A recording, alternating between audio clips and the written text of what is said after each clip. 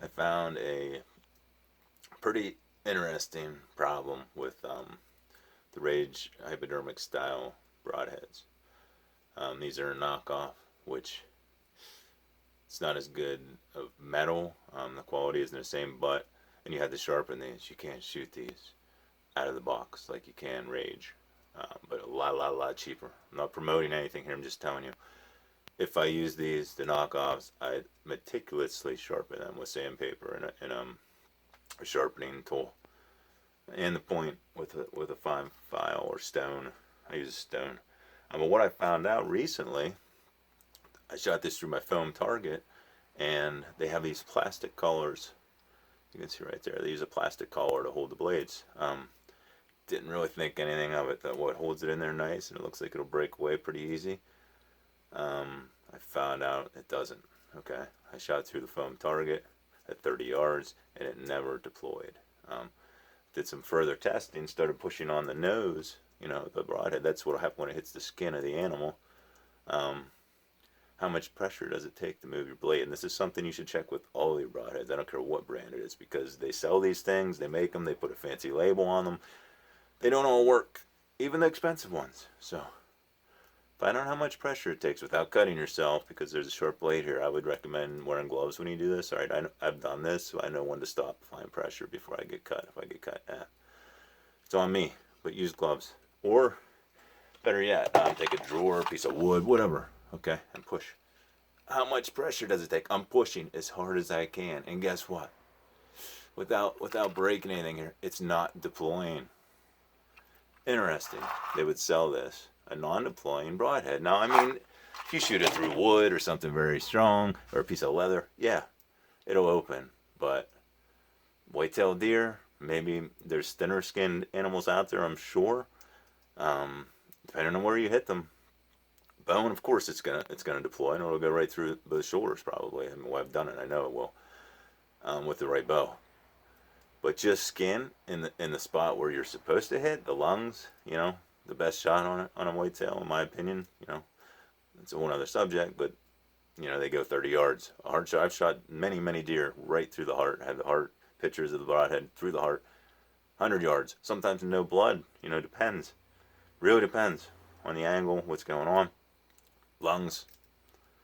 If you want a fast retrieval, tons of blood sprayed everywhere, both sides of the animal. That's the shot you want. Anyhow, that skin, and that, unless you hit a rib, if you go through the ribs, these things are barely going to deploy. All right. So what I found, long story short, this is how you tweak them to make it one of the easiest deploying broadheads on the market. Okay. Take the collar off. Okay. Just slide it off. Whatever type of broadhead you use, there's probably a way you can modify the deployment system. All right, it screws in still nice. All right.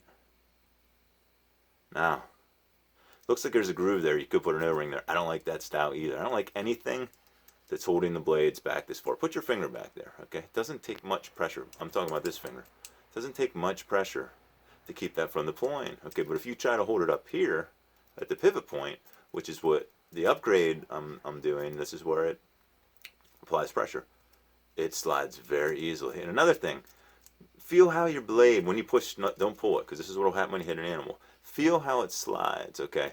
If it's rough, you got a problem with your broadheads. Maybe you could try to file in that groove, No one ever thinks about this, when they buy broadheads. Some people don't even shoot their broadheads into a target. They just go by where their field points go. Well, that's a big no-no. Big no-no. Because unless your bow is tuned perfectly with some of these new bow techs, it's easy to obtain that kind of tuning. Maybe. Okay, you can guarantee that they're going to hit in the same spot. But with most bows on the market, I'm talking 90-some% of bows on the market, people don't have them tuned properly. Even if they can be tuned properly, the broadheads are going to shoot different than the field tips. My bow, they shoot almost identical, but I had that thing tuned like you wouldn't believe, okay? As good as you can tune a bow. No movement in any which way. But that's a whole nother story too. We're back to this. Okay.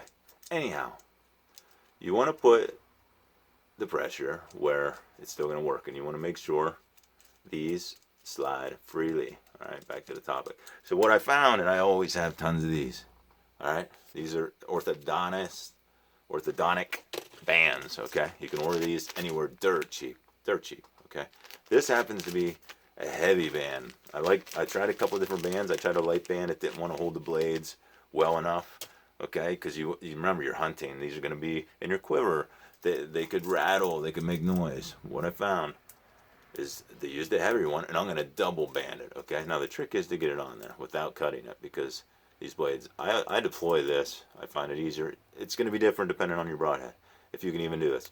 Then I put it around that tip twice, and you got to be careful doing this not to cut yourself. I got calloused hands, or I have calloused hands, so, and yeah, whatever, from working with my hands all the time. Then I slide the blade up through. I hold the band back, slide it up through, okay? Now let's get to the other side. Same thing. Grab the band. You could use a tool to do this. I like to use my nails and hands when possible. Here's a tool, for example. I think this would be called an orthodontic tool. Just go to a dentist's office. You can get so many tools pertaining to archery tuning. So you could use this if you wanted to nitpick it. It'd probably be quicker once you got good with it. But I just go right to my hands. Anyhow, it's on, okay? And that's how it looks. It looks kind of old school, like maybe the Broadheads were wrapped onto the wood arrow like the Indians would do. But anyway, if you're concerned about this adding a little wind resistance when it flies, doesn't do a thing, okay? I've already shot these many times. They shoot, actually, it seems like they shoot a little better with that on it. I'm probably just crazy. I'm probably more confident because I love it.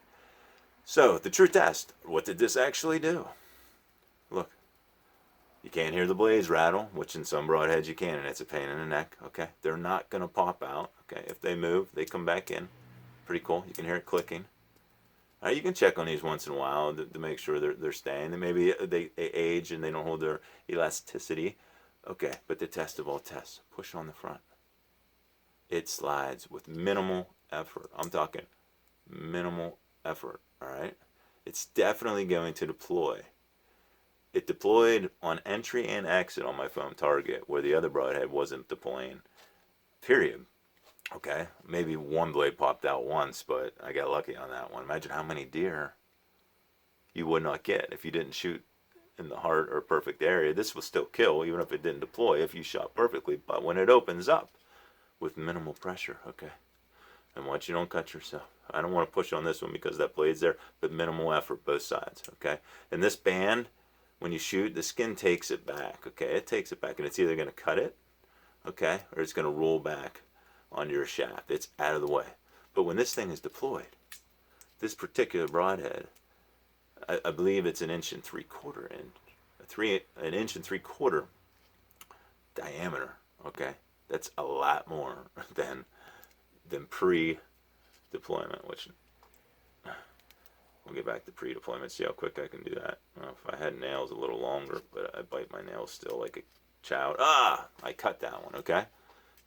So that is a trick, but that was twice with the same one. But you get the idea. Try it with your broadheads. I'm going to have to put this back on because I'm getting ready to hunt tomorrow, and I'm glad I found that out beforehand. Try this technique with your expandables. Maybe it'll work, maybe it won't, but do the test. Maybe yours are designed well and they deploy easily, but I bet you they don't, because I've tried this with some pretty pricey name brand manufacturers and they didn't all deploy easily, okay? Later.